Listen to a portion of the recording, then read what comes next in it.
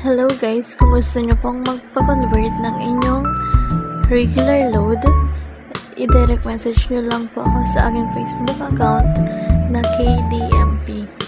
So bali guys, ang tinatanggap ko pong load ay Smart Token Text na may less 18% deduction, which is ang bawat 100 load ay equivalent to 82 pesos. Pero pwede pa naman po ito mabawasan kung malaki pong amount yung ipapatrade nyo. So sa dito load naman po, ito 25% deduction.